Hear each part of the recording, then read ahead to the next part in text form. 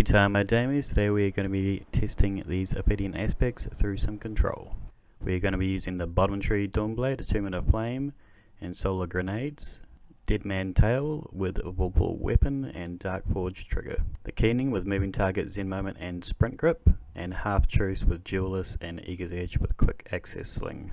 Double Scout Rifle targeting mods, Surprise Attack, Impact Induction Fastball and Taking Charge mod, Unflinching Sidearm and Scout Rifle with High Energy Fire, Absolution mod and Powerful Friends for additional mobility,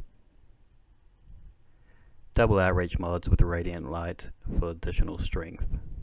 You can see we've gone high strength, high discipline, high mobility. We don't really need our recovery as we are running the bottom tree Dawnblade, so we can just dive to get our health. Anyway, let's go stomp out some Guardians.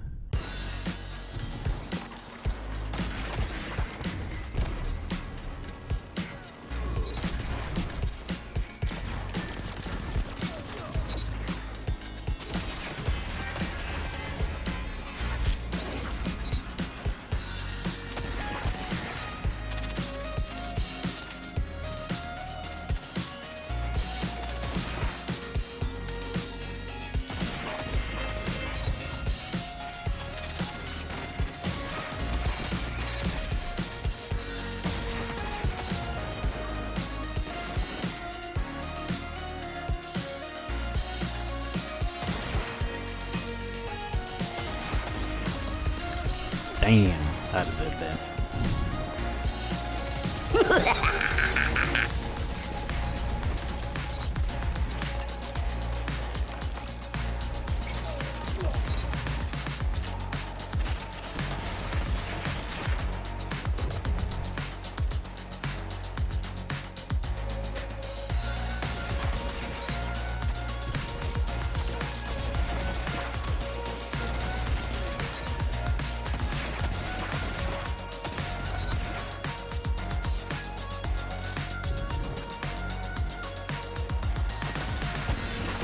Man, might be not gonna come to me, I'm gonna come to you.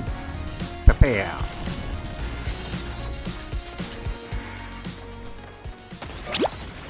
You just got shut down. Where are you hiding? Damn, where's that smoke? Ah, wow, my alive. What?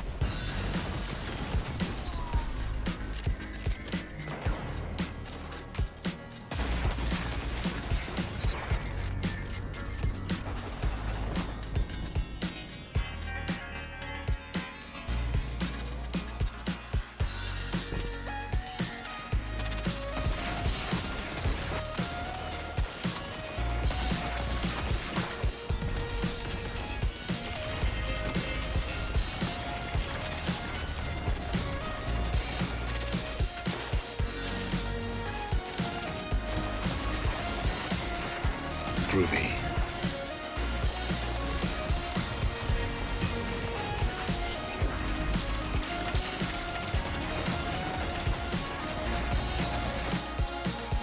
I always feel like I'm at a John Woo flick when I'm using this item. Cha-cha-cha! Cha-cha-cha-cha! Get demolished there. Get health. Cha-cha-cha-cha! Cha-cha-cha!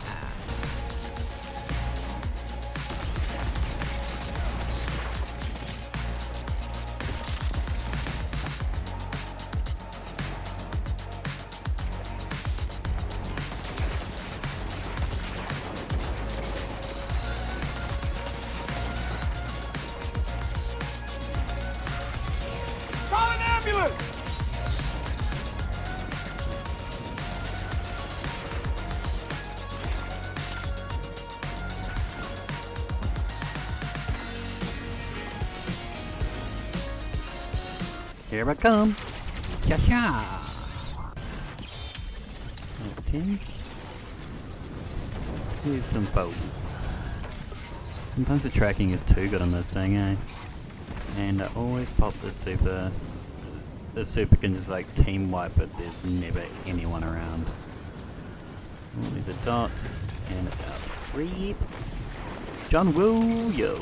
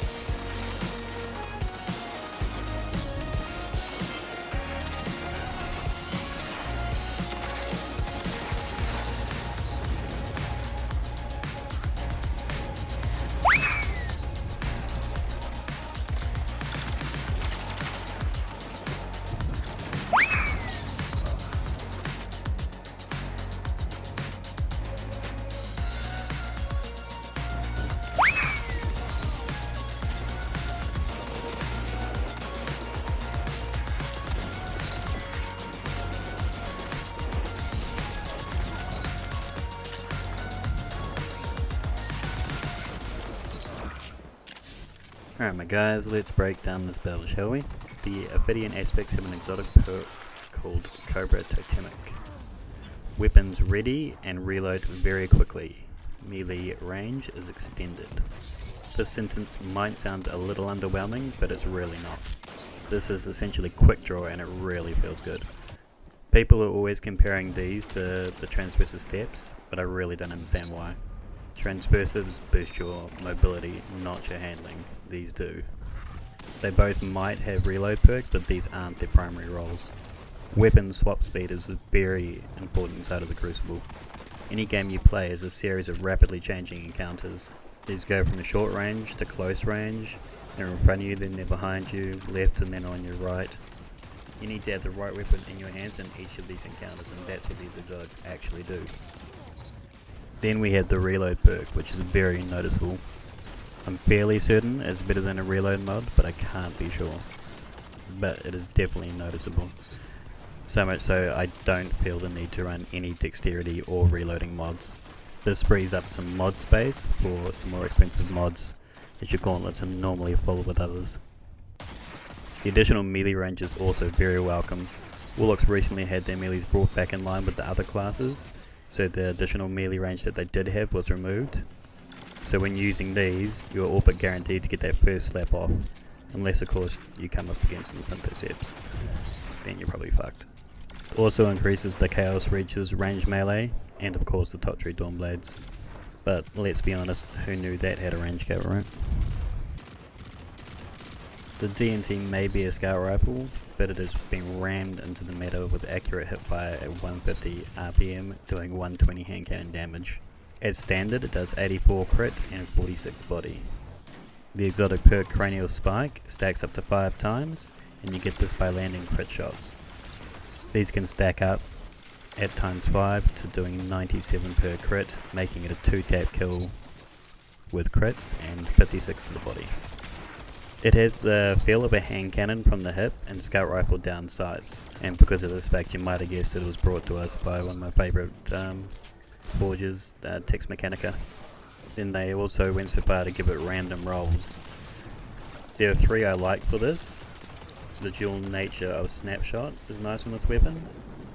Moving target for additional aim assist and its strafe capabilities. And most importantly, ball weapon. On a lot of other primary weapons inside the game, and more importantly inside a Crucible, you wouldn't pick this perk, but it feels a perfect marriage of both range and speed and devastation, making it a 3-tap for most supers. It is currently acquired from the Presage Exotic Quest, but this is only available for a few more weeks. It will be moved to the Exotic Kiosk at some point during the Witch Queen, but no word on the random rolls. I'm assuming that we're going to be able to forge it when the new system comes into play. It's not only the perks that are random, but also the barrel and mag, so you can roll with high cal and they will know it. The way Disney's maps are designed, you're not really going to need to worry about range too much in this thing, as it does shoot at like 75 plus meters. So I would try more for stability to stop that blooming after the initial shot, and then maybe a little bit of handling.